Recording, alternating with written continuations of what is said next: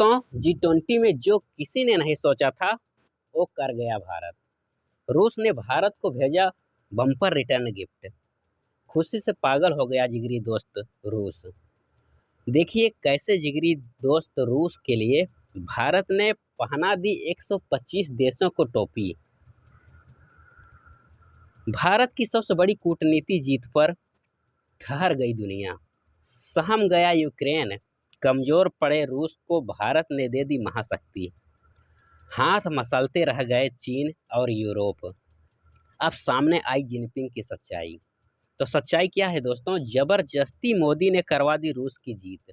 दोस्तों, कभी राम लखन का भाईचारा देख चुका हिंदुस्तान, आज भारत रूस का भाईचारा देख रही है दुनिया। कभी रूस को खींचा जाता है तो कभी भारत को। ऐसे में जिगरी दोस्त के साथ खड़े रहे भारत ने दोस्त की ताकत के साथ साथ विश्व गुरु वाली ताकत भी दिखा दी। अंतिम धमाका करने खुद उतरे जयशंकर। प्रेस कॉन्फ्रेंस में हुए बड़े खुलासे ने मचा दी पूरे यूरोप में तहलका। जयशंकर ने खोल दी सबका कच्चा चिट्ठा। भारत ने कर दिया रूस के लिए तगड़ा इंतजाम। खुश हुए पुतिन। भारत ने दोस्ती के साथ साथ विश्व गुरु वाली ताकत भी दिखा दी। रूस के साथ भारत के संबंधों को तोड़ने में सबसे बड़ा प्रहार था। रूस के व्यापार पर रोक लगा देने वाला अब डॉलर पर प्रतिबंध लगा दी। अब कैसे व्यापार होगा? ऐसे रूस बहुत ही कमज़ोर हो गया है वैसे, लेकिन इस बार बहुत बड़ी हलचल हुई है दोस्तों। भारत ने अपने जिगरी दोस्त को ऐसा गिफ्ट भेजा है जिसे रूस की खत्म हो रही ताकत फिर से बढ़ जाएगी।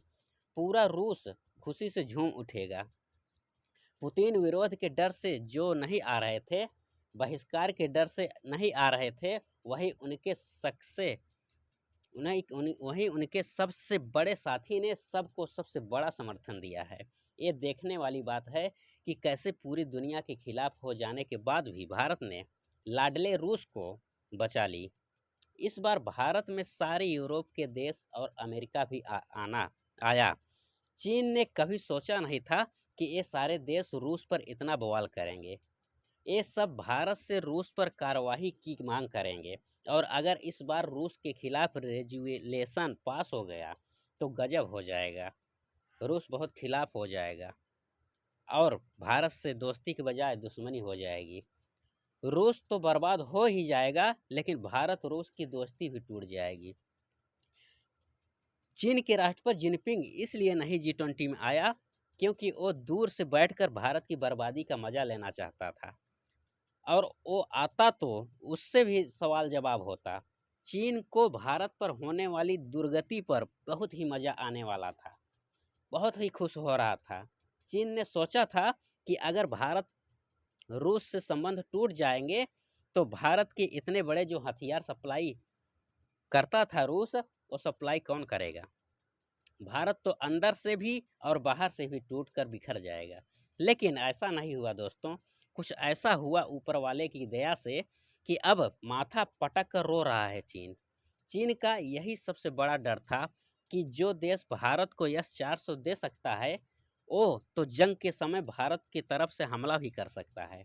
और यही बात चीन का कलेजा फाड़ रही थी। ना सिर्फ भारत ने 125 देशों को शांति से बैठाए रखा, बल्कि रूस को एक तगड़ा रिटर्न गिफ्ट भी भेज दिया। भारत ने ऐसा गिफ्ट भेजा जिसे दुनिया सदियों तक नहीं भूलेगी। सालों तक दिल्ली में हुए G20 सम्मेलन को याद किया जाएगा साथियों, कि कैसे भारत ने अकेले दम पर रूस के लिए 125 देशों को शांति से बैठाए रखा G20 सम्मेलन में। रूस ने तो इस गिफ्ट के लिए भारत का बड़ा फैन हो चुका है। देश की राजधानी दिल्ली में G20 समिट जारी है। इसी बीच खबर आई कि नई दिल्ली में जो G20 लीडर घोषणा पत्र पर सभी देशों की सहमति बन चुकी है। पीएम मोदी ने खुद ही इसकी जानकारी दी है। बस इतना सुनते ही रूस के राष्ट्रपति पुतिन ने तो खुशी से झूम उठे, और चीन के जो राष्ट्रपति जिनपिंग है ना, उनके तो पहाड़ टूट पड़ा है उनके ऊपर। सोचा भी नहीं था, कभी ज़िंदगी में कभी नहीं सोचा था कि ऐसा होगा। कई खास बातों के बीच इसमें जो ध्यान देने बड़ी बड़ी बात थी, वो थी रूस यूक्रेन की बात रख कर की गई थी। घोषणा पत्र के जारी पत्र पर ध्यान दें तो 37 पन्नों के इस घोषणा पत्र में 4 बार यूक्रेन का जिक्र हुआ है, लेकिन भारत ने अपने दोस्त रूस का नाम एक बार भी नहीं आने दिया। यहाँ आपको अगर याद हो, पिछली बार यूरोप ने तो बवाल ही मचा दिया था, जो मीटिंगें G20 हुई थी। लेकिन इस बार तो कूटनीति के सरदार कहे जाने वाले भारत ने ऐसा खेल खेला कि 1 से 25 देश कुछ भी नहीं कर पाए और बेचारे रूस की लाज बच गई। बता दें दोस्तों कि पिछली बार इन लोगों ने हंगामा करके डिक्लेरेशन फॉर्म पर साइन ही नहीं होने दिया था, जो भारत के लिए बहुत ही कठिन मामला बन चुका था। इसके बाद रूस ने भारत से माफ़ी भी मांगी और कहा कि दोस्त, हम शर्मसार हैं कि उसकी वजह से भारत को शर्मसार होना पड़ा है इस G20 सम्मेलन दिल्ली में। लेकिन इस G20 डिक्लेरेशन पर भारत ने 125 देशों से साइन करवा लिया है। ये बहुत ही बड़ी बात है दोस्त। आने वाले सालों में इस नई दिल्ली G20 डिक्लेरेशन का गुणगान दुनिया भर में हमेशा किया जाएगा। और जैसे आज लोग शिमला समझौता, ताशकंद समझौता की याद करते हैं, वैसे ही सालों तक इस G20 सम्मेलन को